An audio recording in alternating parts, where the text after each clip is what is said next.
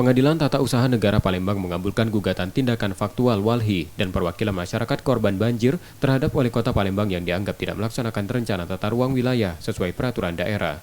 Kelalaian ini menyebabkan banjir besar pada Sabtu 25 Desember 2021 silam hingga menelan 2 korban jiwa.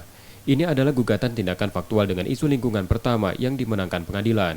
Majelis Hakim menyatakan tergugat tidak melaksanakan RT/RW sesuai dengan Perda Kota Palembang Nomor 15 Tahun 2012 tentang RT/RW Kota Palembang tahun 2012-2023.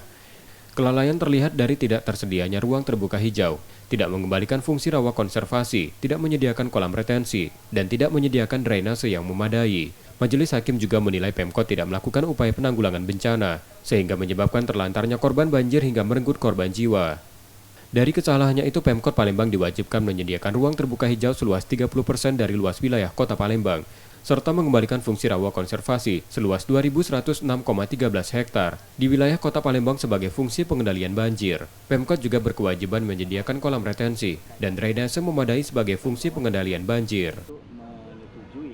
Kami cukup mengapresiasi Pengadilan Tata Usaha Negara memutus perkara ini. Ini menunjukkan bahwa sebetulnya apa yang menjadi persoalan terhadap terjadinya bencana banjir yang terus-menerus di Kota Palembang ini, bahwa ini murni artinya kan ada sesuatu yang salah, ada sesuatu atau tanggung jawab pemerintah yang tidak dilakukan terhadap Kota Palembang. Penggugat masih menunggu langkah hukum dari pihak tergugat untuk mengajukan banding. Hakim memberikan waktu hingga 8 Agustus 2022 bagi kedua belah pihak untuk menentukan langkah hukum lanjutan. M. Rizky Nurmizan, Kompas TV, Palembang, Sumatera Selatan.